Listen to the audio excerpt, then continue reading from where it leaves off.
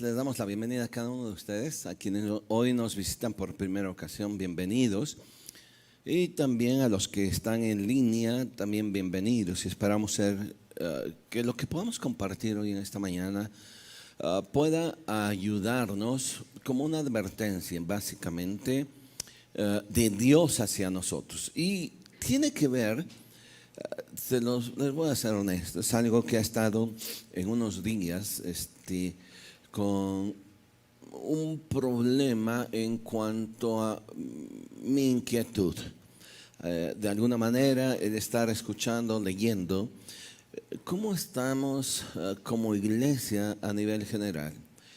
Estamos cayendo en un bache en el que de repente, en ese bache de pecado, para no darle tantas vueltas. Y yo quisiera que lo pudiéramos ver, lo que quiero compartir hoy en esta mañana, como una advertencia para nuestra vida. Es un pasaje conocido por ustedes. Si pudiéramos ponerle un título a este mensaje, el título es El Galli Cantu. Se lo repito otra vez. El Galli Cantu. Bueno, el Galli Cantu significa el gallo, el canto del gallo. Y tiene que ver con lo siguiente. Allá por el año 457 después de Cristo, a la orilla de lo que hoy es la vieja Jerusalén, a la ladera del Monte de los Olivos, se edificó un pequeño santuario en conmemoración, y es curiosa la palabra porque así lo menciona, en conmemoración al evento en el que Pedro negó a Jesús 3 veces. Por eso es el Galli Cantu. Esta edificación, que fue construida en el año 457, es muy interesante por lo siguiente. Déjeme antes de continuar. Esta construcción en el año 1010 fue destruida, quedando en ruinas. Casi 100 años después, en el año 1102, los cruzados la volvieron a reconstruir porque querían seguir recordando y conmemorando aquel episodio de la vida de Pedro en donde le negó. Y por muchos siglos esa edificación quedó allí casi abandonada, hasta que una orden religiosa en el año de 1931 volvió a edificar esa construcción, que es lo que en la actualidad se observa, y que volvieron otra vez a ponerle el Galli Cantu, que significa el canto del gallo. Muy bien, ahora déjeme decirle lo siguiente, lo interesante de esta edificación. Aunque es muy pequeña, hay 3 lugares allí que son interesantes. El primer lugar de motivo y razón de visita es que en el centro hay como un foso en donde la gente baja y a unos metros se puede observar lo que se conoce o lo que dicen era la tumba no la tumba, sino la cárcel donde estuvo Jesús. Se dice, usted al leer las escrituras, nosotros observamos algo interesante, que cuando Pedro negó a Jesús, Jesús estaba en la cárcel. Inmediatamente Pedro, al verle, se acordó de las palabras que Jesús le había dicho. Así que ese lugar es significativo por eso. Pero hay otras 2 cosas muy interesantes ahí. Una de ellas es que en una de las cúpulas está uno de los pararrayos, y en el otro está otro pararrayos, pero curiosamente en la punta de este pararrayos, abajo hay una cruz negra. No sé cuál es la razón de haberle puesto la cruz negra, porque siempre tenía que haber una razón por la construcción. Pero arriba de esta cruz está un gallo que gira dependiendo del viento, y va mostrando los puntos cardinales, norte, sur, este, oeste, y es ese gallo, otra vez, que representa o que recuerda el momento en que Pedro niega a Jesús y canta el gallo. Pero hay otro, en uno de los patios, que es pequeño, hay otra edificación muy interesante. Hay una columna muy alta.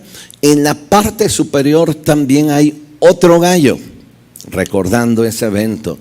Detrás de la columna hay un soldado romano y frente a la columna, a un costado, hay dos personajes. Uno se supone que tiene que ser Pedro, en esta escultura es Pedro, y al lado de Pedro está una mujer que es la primera persona que cuestiona o le pregunta a Pedro si él era parte del equipo de Jesús. Pensando un momento en esta edificación, imagínense, por ejemplo, si hoy viviera Pedro y nosotros le dijéramos: Pedro, te quiero invitar a un lugar muy importante y me gustaría que tú lo conocieras y que tú me dieras tu opinión. Y lo llevásemos ahora a esa capilla del Gallicanto y le dijéramos: mira, primero esta capilla se llama el Gallicanto. De hecho, hay una parte en donde hay una pintura en donde se ve que están flagelando a Jesús. Así que lo paramos a Pedro y le decimos: ¿qué opinas? Ahora, ven, bajemos por favor. ¿Te recuerda algo esta cárcel? Ahora, ven, sal tantito. Observas por favor esa cúpula. ¿Qué hay ahí arriba? Un gallo. ¿Te recuerda algo? Ahora, ven tantito, vamos al patio. Mira esta columna, ¿qué hay ahí arriba? Un gallo. ¿Pero qué te recuerda esta escena? ¿Qué tan orgulloso se sentiría Pedro de decir: oh, gracias por hacer esto en mi nombre? Me siento muy honrado de que ustedes hayan hecho una edificación en mi nombre y me recuerden aquel episodio de mi vida en donde yo negué a Jesús. No me siento muy cómodo, pero de veras lo agradezco mucho. ¿Qué tanto se sentiría cómodo Pedro? O lo cambiemos. ¿Qué tanto si usted fuera Pedro y usted visitara esa edificación? No solo los recuerdos, sino qué tanta vergüenza pudiera ocasionarle. Y me refiero a vergüenza porque, mire, más allá de lo que en un momento dado X pecado en nuestra vida pudiéramos cometer, no es motivo de orgullo. No podríamos sentirnos con orgullo, levantar el rostro y decir: yo lo hice, pero bueno, Dios me perdonó. Sí, Dios nos perdonó, pero ese pecado trae deshonra y ha traído deshonra a mi vida y a mi familia. Quiero que pensemos, por favor, o vayamos a ese evento que usted conoce en el que Pedro niega a Jesús. Los 4 evangelios lo mencionan: Mateo, Marcos, Lucas y Juan. 2 de ellos dan como que más detalles. Ese es Mateo y Lucas. Marcos hace una referencia, pero no pasa por alto aquel momento. E igual Juan hace referencia a aquel momento, no dando mucho detalle. Si también yo le preguntara, yo le dijera a Pedro: a ver, Pedro, si tuvieras que quitar algo de alguno de estos evangelios, ¿qué quitarías? ¿Qué creen que nos pediría? Eso. Porque no es nada cómodo vivir el resto de nuestra vida con una situación en la que nosotros fallamos, en la que nosotros decimos o quisimos decir: no voy a fallar, pero allí fallé. Mire, antes de ir a las Escrituras, déjeme decirle, la vida de Pedro la podremos dividir en 4 pasajes o 4 fotografías que nos enseñan muy bien la complejidad de Pedro, o sea, el carácter de Pedro, viéndolo de diferentes formas, pero no solamente de Pedro. Nos muestra a nosotros, porque como seres humanos también somos complejos. Aunque tratemos de decir: yo soy de una línea, de repente, cuando alguien nos ve por otro lado, cuando alguien ve lo que somos desde otra perspectiva, Pues la verdad de las cosas es que no somos lo que de frente somos. O si nos ven de lado, no somos lo que nosotros solemos decir. 4 imágenes que nos dan la idea de Pedro, de su complejidad, pero también nos dan la idea de cada uno de nosotros. La primera imagen tiene que ver con un Pedro espiritual. Un Pedro sincero. Él no era un hipócrita, él era abierto, seco. Pero era muy sumamente sincero. Y esta imagen de su espiritualidad nos evoca aquel pasaje en el que en una ocasión Jesús les pregunta a todos sus discípulos y les dice, ¿qué dice la gente de mí? Y entonces empiezan a decir, bueno, Señor, unos dicen que tú eres un profeta, otros dicen que eres Elías, otros, y empiezan a dar su opinión de lo que la gente dice. Y entonces Jesús les dice a todos, ¿y ustedes qué dicen que soy yo? ¿Quién cree que fue el primero que respondió? Pedro, que respondió, tú eres el Hijo del Dios viviente. Y Jesús admira esa respuesta porque hasta le dice, bienaventurado porque no te lo reveló ni carne ni sangre, no lo escuchaste de alguien, eres sincero. Así que vemos allí una parte de Pedro, un hombre espiritual, un hombre sincero, con una espiritualidad que veía y explicaba o hablaba de quién era Jesús. Pero veamos otra imagen también de Pedro, que también nos habla que hay otra parte como en él y como la de nosotros. La segunda parte tiene que ver con un Pedro egocéntrico. ¿Recuerdan aquella ocasión que empieza a haber una disputa entre los discípulos? Entre quién de ellos sería el mayor. ¿Quién cree que estaba allí en ese grupo? Pedro. O sea, a ver, Pedro, ¿no que eras tan espiritual? Sí, pero hay una parte de mí que anhela que los reflectores estén conmigo. Hay una parte de mí en la que, pues, quiero ser yo el mayor. Una tercera imagen de Pedro la podemos encontrar y le podemos llamar su flaqueza. Y que es precisamente lo que acabamos de ver. El gallicanto. La ocasión en la que Pedro niega a Jesús. El que había dicho, no te voy a negar, ahora se está tragando sus palabras. Cayó. ¿Cuántas veces ustedes y yo hemos dicho, eso no me va a pasar a mí? Eso ni siquiera lo pienso. Pero ¿cuántas veces nosotros hemos caído una y otra vez en aquello que decimos que no nos va a pasar? Pensemos por favor en una situación de pecado. La Biblia nos dice en Gálatas, el apóstol Pablo nos advierte, dice, si alguno fuere sorprendido en alguna falta, vosotros que sois espirituales, restauradle con espíritu de mansedumbre, y advierte, considerándote a ti mismo, no sea que tú también caigas. Sin embargo, nosotros solemos señalar fulano, sutano, mengano, sin pensar que nosotros a la vuelta de la esquina podemos no solo caer en ese pecado, sino en otros peores. Y ese Pedro nos habla de esa flaqueza, de esa área de su vida en la que le falló a Jesús, en que actuó mal. Y la cuarta imagen de Pedro es quizás la última que se relata ya en el Evangelio de Juan. Jesús había muerto, resucitado y estaba por ascender.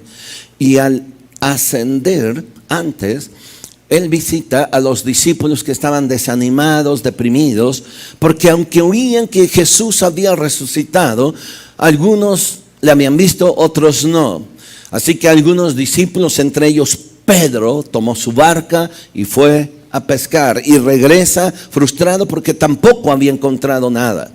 Y en ese momento Jesús, ya resucitado, se acerca y les dice, ¿tienen algo de comer? Y les dice así, hijitos míos, ¿tenéis algo de comer? Y ellos no les reconocen. Y ellos dijeron, no, porque hemos pescado toda la noche y no hemos pescado ni siquiera un pez. Y Jesús les dice, entren otra vez y echen sus redes y pesquen. Y ellos en obediencia van, regresan. Y dice en la Biblia que pesca, y hasta Juan nos dice, eran 150 y tantos peces que habían en aquella red. Y en ese momento Pedro reconoce quién era el que les había ordenado echar su red, y lo primero que hace es meterse al agua. Después de un rato él sale y viene a Jesús, y Jesús tiene una plática con Pedro. ¿Se acuerda? Aquella ocasión en que Jesús le pregunta 3 veces, Simón, hijo de Jonás, ¿me amas? Y Pedro le dice, tú sabes que te amo. Y le vuelve a responder, Simón, hijo de Jonás, ¿me amas? Y él le dice, sí te amo. Pero en la tercera ocasión, Pedro se quebranta. Y allí es la tercera área de su vida, o la tercera imagen. Un Pedro rendido. Porque sabe que ya no puede engañar a Jesús. Sabe que le había engañado, que le había defraudado. Pero ahora entiende su limitación, entiende su flaqueza, pero también hace algo. Se rinde a él y le dice, recuerda lo último que le dijo, Señor, tú lo sabes todo. ¿Para qué peleo?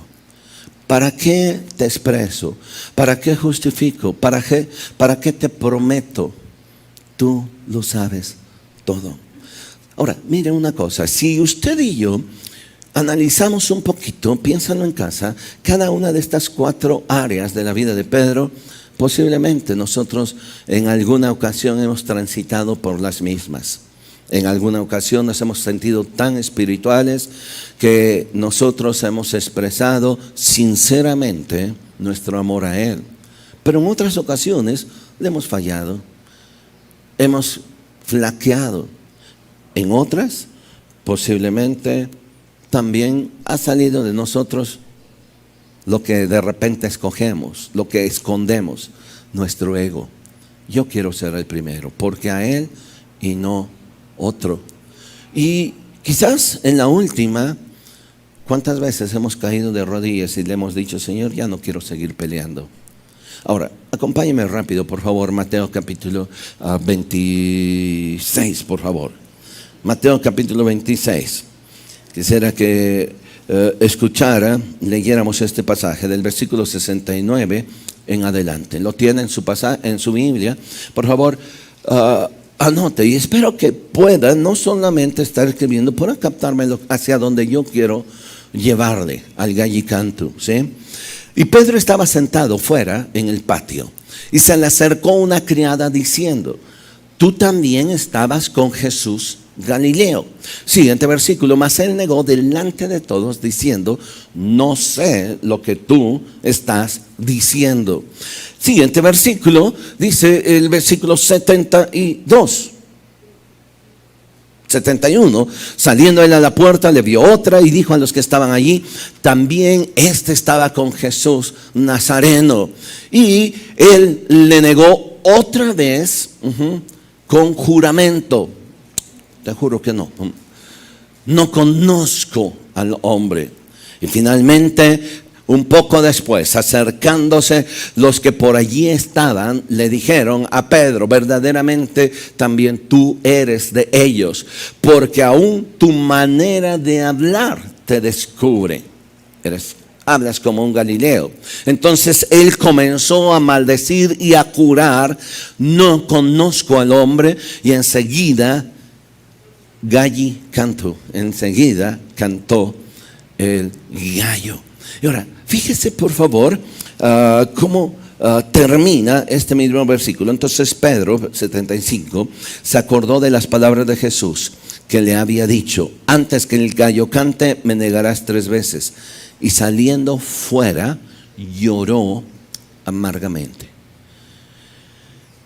Ahora, lo último, esta expresión, lloró amargamente, solo la vuelve a repetir otro evangelista, creo que Lucas. No significa que sus lágrimas eran arrepentimiento, porque déjeme decirle que no necesariamente el que llora está arrepentido.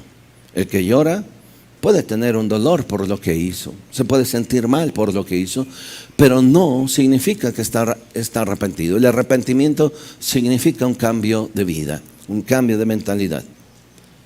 Pero dejémoslo allí para otra ocasión. Ahora bien, mire, rápido, veamos un momentito las 3 negaciones de Pedro que nos puede enseñar. La primera negación, versículo 69 y versículo 70. Pedro estaba sentado fuera en el patio y se le acercó una criada diciendo: tú también estabas con Jesús el Galileo. Y en el 70, mas él negó delante de todos diciendo: no sé lo que dices. La primera negación es la tentación de la ambigüedad de una vida doble. Si usted observa, cuando viene esta mujer, no le dice: tú eres discípulo de Jesús, tú estás con Jesús. No, lo que le está diciendo esta mujer: tú perteneces a ese grupo.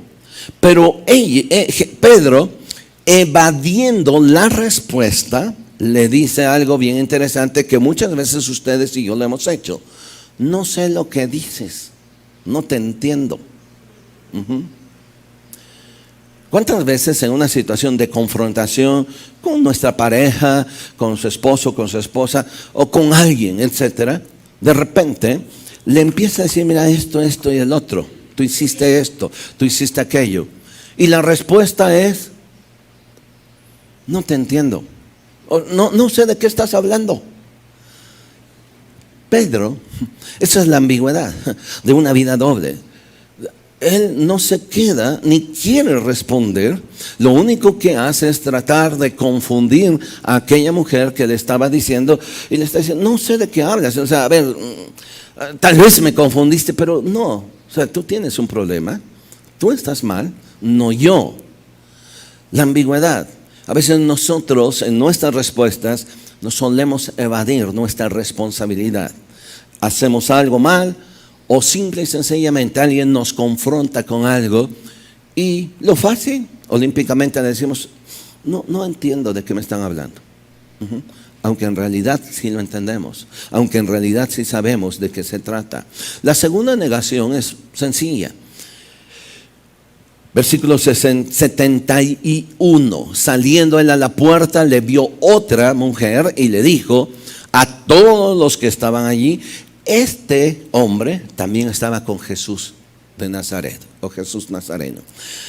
Esta segunda negación tiene que ver con el que Pedro ahora niega una cosa: niega ser parte del grupo. ¿Sí? No, yo no soy parte del grupo, yo no voy a esa iglesia, ¿no?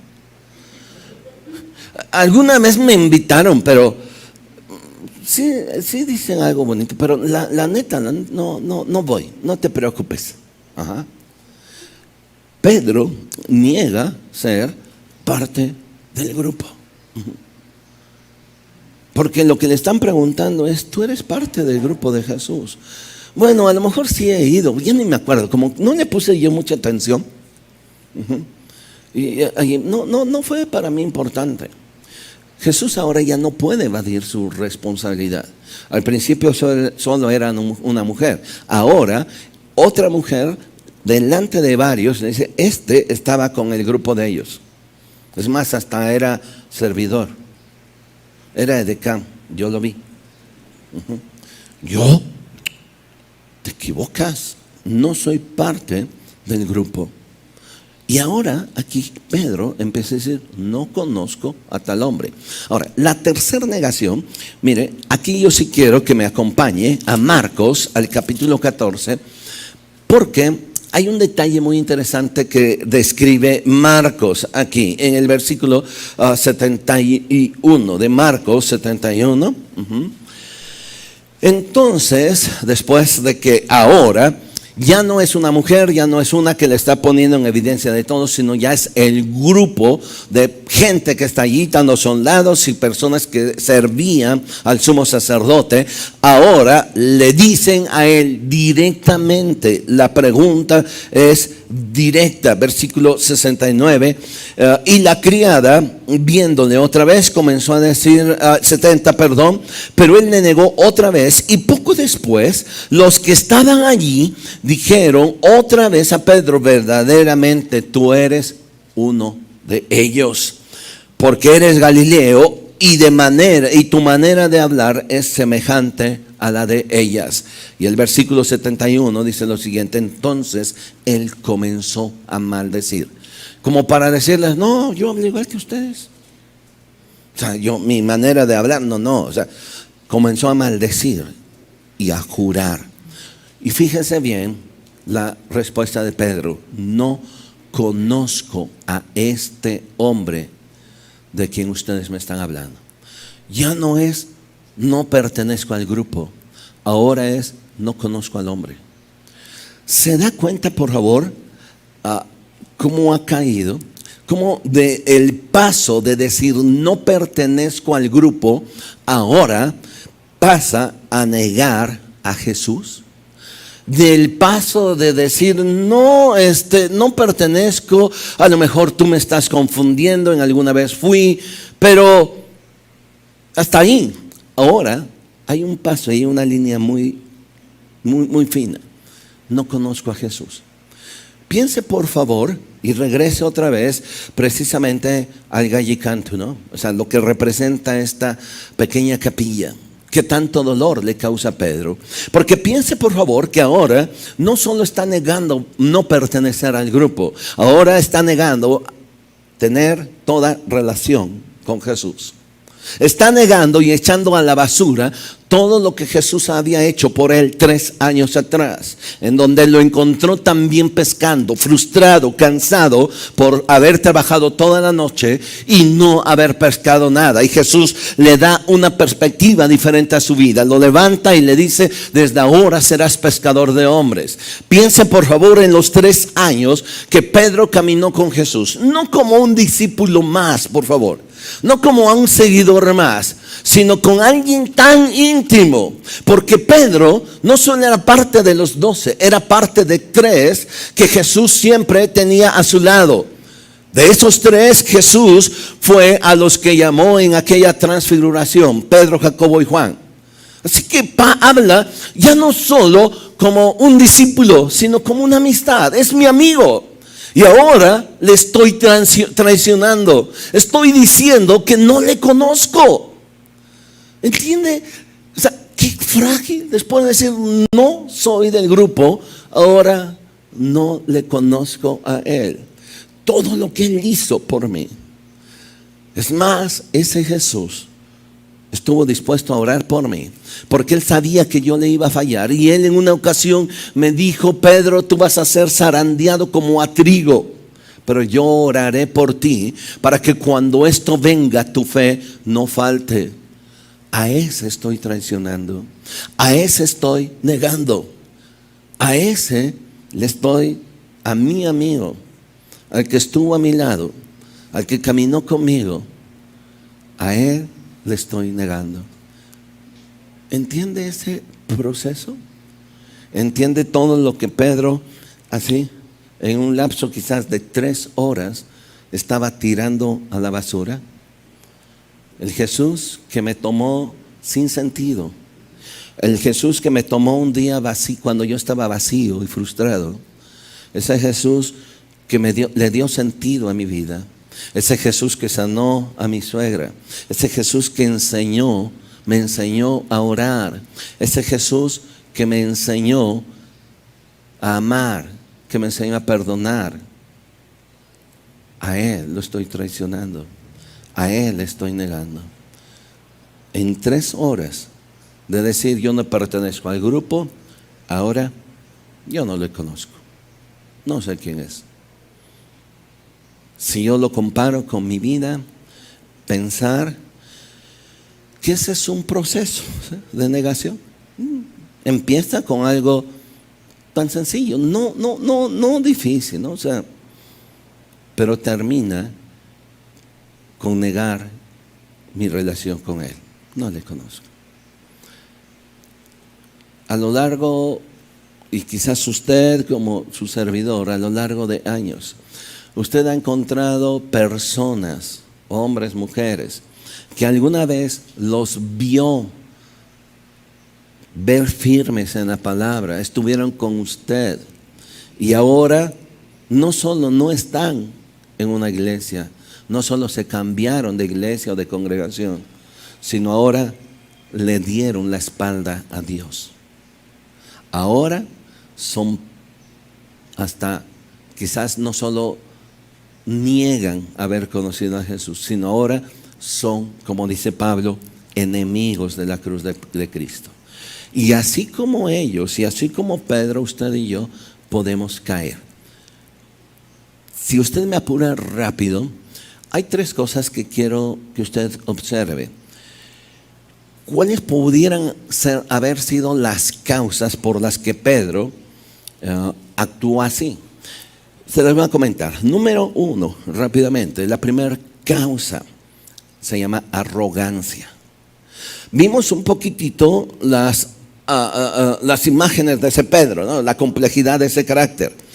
Pero quiero que vea, dentro de esa complejidad y dentro de ese Pedro, encontramos a un Pedro arrogante. Marcos capítulo 14, versículo 29.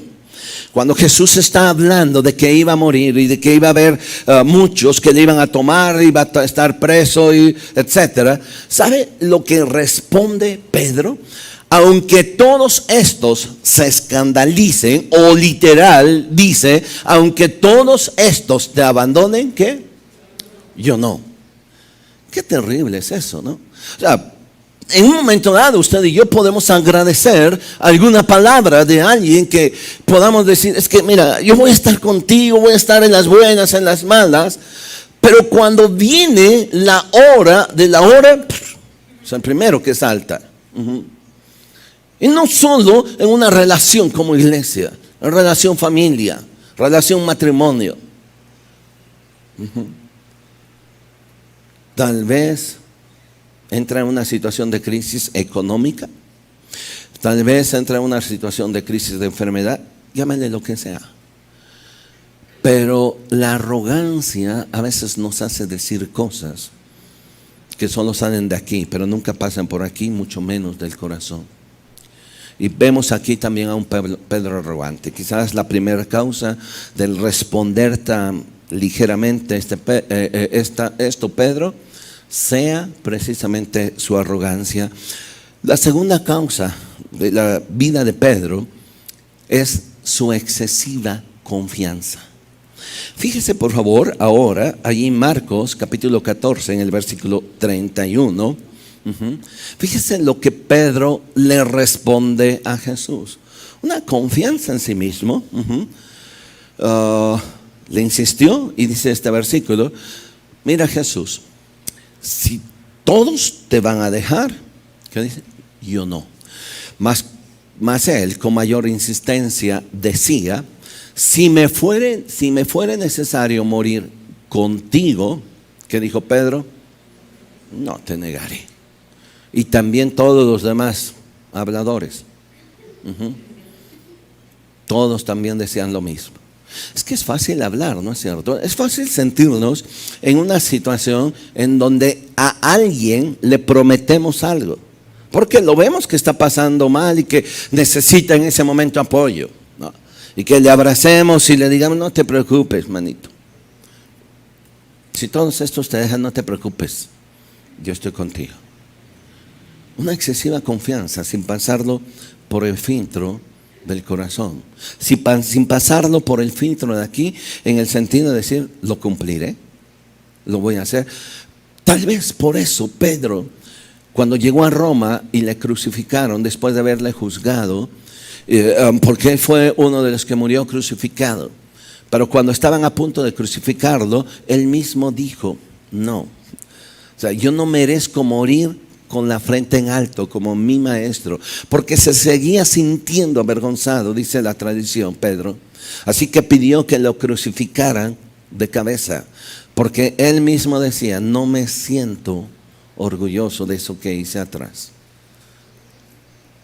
Él sabía, mire, había pasado muchos años. Y déjeme decirle que aunque la Biblia dice que Dios perdona nuestros pecados y los sepulta en lo más profundo del mar, primeramente Satanás es el que viene y nos señala lo que nosotros hicimos. Pero la segunda cosa, la historia es historia. Y ahí está, no se puede borrar. Y hay casos en su historia y en mi historia de los cuales no estamos tan orgullosos, ¿verdad? De los cuales quizás quisiéramos arrancar esa página y decirle, pásale. Y una de esas es Pedro. Pero todo ¿por qué? Por una excesiva confianza. Todo ¿por qué? Por una arrogancia. Y la última cosa, ¿sabe qué? La última causa que yo creo es una percepción equivocada de su misión. Pedro, Mateo capítulo 26, versículo 52. Cuando Jesús estaba en el Getsemaní, orando, y llega Judas y le da un beso, y vienen también todos los soldados. Usted recuerda que entonces se acercan para tomar preso a Jesús, y Pedro saca su espada y le corta la oreja a Malco, uno de los siervos del sumo sacerdote. O sea, ¿qué es lo que Pedro tenía en mente? Una percepción equivocada de su misión. O sea, yo tengo que defender a Jesús porque Él no se defiende. Yo tengo que hacer algo por Él. Así que vienen por Él lo que quieran con Él, conmigo. Y saca su espadota. Y sin medir consecuencias, ¡pum!, le corta la oreja a uno de los siervos. Si nosotros no entendemos cuál es nuestra misión, no solo en la iglesia, sino también en las diferentes áreas, vamos a estar actuando mal. Estaremos usurpando lugares que no nos corresponden. Si no entendemos cuál es nuestra misión, y tal vez eso nos ha ocasionado muchos problemas en nuestra vida. Ahora, quiero cerrar con esto. Si usted me acompaña a Lucas, rápido, antes de cerrar, por favor. Lucas capítulo 22. Hay dos cosas muy interesantes dentro de este proceso de negación de Pedro. Antes de abrir su boquita, antes de que negara a Jesús, hay dos cosas que puede llamar o que nos llaman la atención y que me llama a mí la atención de lo que él hizo, cómo actuó y cómo fue tan fácil. ¿Por qué de repente se sintió cómodo negándolo? Vea por favor Lucas capítulo 22 versículo 54. Y luego el 55, y prendiéndole a Jesús, le llevaron y le condujeron a casa del sumo sacerdote. Y Pedro, ¿qué hizo? Le seguía de lejos. Mire, cuando usted y yo, en nuestra relación con Dios, no solo se va enfriando, no solo nos vamos haciendo parcos, sino en nuestra relación con Dios, cada vez es más distante nuestro seguimiento hacia Él. Cada vez vemos a Jesús más lejos. Después de estar al lado de Él, ahora dimos un paso atrás. Nos pareció normal. Dimos otro, y ahora nuestra relación es muy distante. Como hay la relación de miles de cristianos. Que hoy su relación es distante. Si le siguen a Jesús, yo no estoy diciendo que no son seguidores. Podemos decir son una gran mayoría, son sinceros, pero de lejitos. O sea, no quiero tener problemas. Es más, pueden ellos hasta argumentar, ¿no? Es decir, ¿por qué no siguen a Jesús de cerca? Porque Jesús se rodea de puros hipócritas. Ahí está el Juan. Jesús que no conoce el carácter que tiene Juan. Y podemos argumentar cuántas están cerca de Jesús. Y que yo, bien sincerote, ahora, si me meto tengo problemas. Entonces empiezo a distanciarme. Ahora, déjeme decirle que ese distanciamiento no se queda allí. Porque es el primer paso. Observe que antes de negar, le empezó a seguir de lejos. Y el segundo paso, ese distanciamiento, nos hace estar cómodos ahora en otro grupo. Vea por favor el siguiente versículo, versículo 55. Y habiendo ellos encendido el fuego en medio del patio, se sentaron alrededor. ¿Y quién se sentó con ellos? Pedro. O sea, no le costó mucho trabajo. Si ya se había distanciado de Jesús, bueno, pues ahora me siento con ellos en medio de, para decirles que soy parte de ellos. Empiezo a hablar como ellos. ¿Recuerda cuando le dijeron, tú hablas igual que ellos? No. Juró, maldijo. Porque ahora no solo estaba siguiendo a Jesús de lejos, sino ahora estaba en otro ambiente, con otro tipo de gente. Y le convenía estar allí. Mire, esto es un proceso muy interesante. Es lo mismo que le pasó a Caín. Cuando Caín mata a Abel, dice en la escritura que lo primero que hizo Caín es que se alejó de la presencia de Dios. Ante pecado se aleja de Dios. Y déjeme decirle, por favor, que el primer error que podemos nosotros cometer cuando hemos cometido pecado es alejarnos de Dios. Al contrario, si usted y yo hemos cometido algún pecado, vengamos delante del Señor, perdóname. Tú restauras, tú perdonas, tú limpias, aquí estoy. Pero lo primero que hizo Caín después de matar a Abel, dice la escritura allá en Génesis que huyó de la presencia de Dios. Se fue. Pero no solo eso. El siguiente capítulo dice que al huir de la presencia de Dios, él fue a otro lugar, a la tierra de X persona, de X familia, y allí encontró mujer y allí emparentó. Allí hizo toda su vida, toda su familia.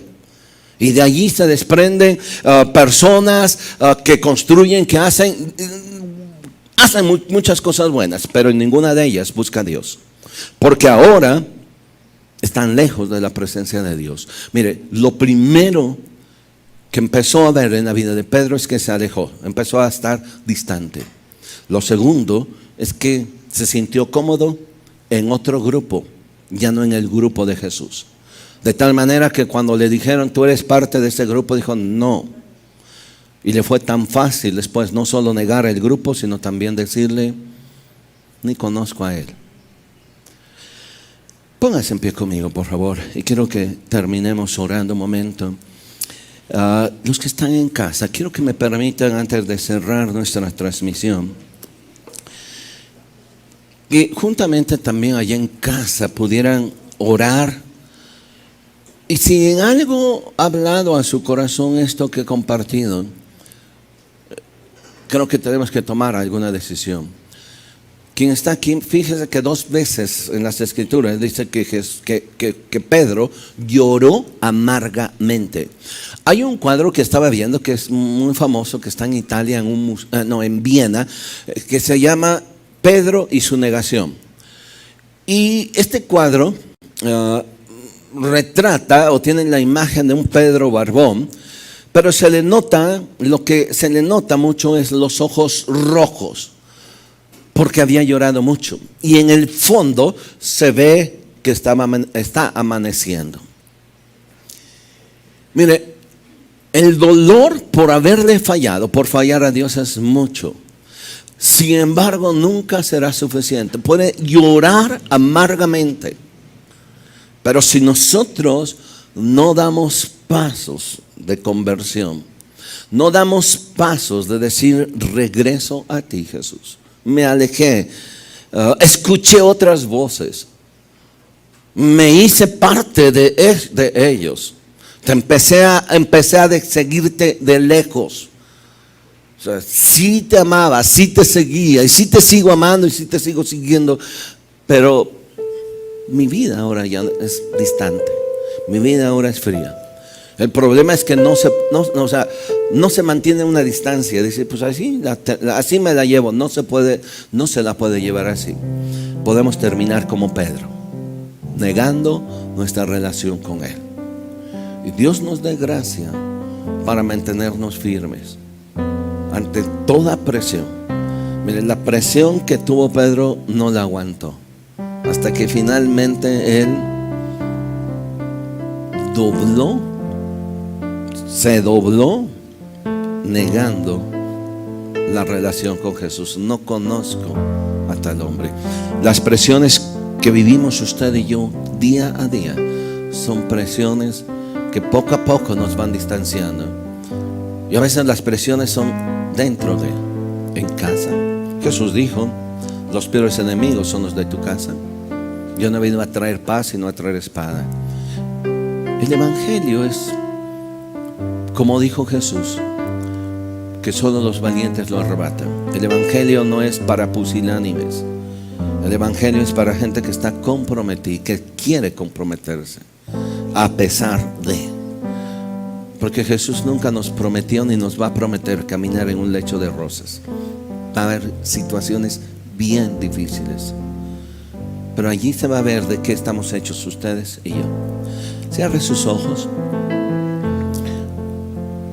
Allá en casa, abra su corazón. Si alguien hoy viene por primera ocasión y no ha recibido a Jesús, entréguele tu vida a Él. Hoy Él está aquí. Si alguien también nos está viendo, nos va a ver posteriormente, hoy es el día para entregar su vida a Jesús. ¿Le parece si hoy usted y yo podemos levantar nuestras manos así como en señal de rendición? La última etapa de Pedro fue rendición. Tú lo sabes todo. ¿Por qué esperar y pasar todo ese proceso defraudando y lastimando, si hoy podemos rendirnos a Él? Si hoy usted y yo podemos decirle: me rindo a ti, te entrego todo lo que soy, Jesús. ¿Pudiera abrir su corazón y decirle: aquí estoy?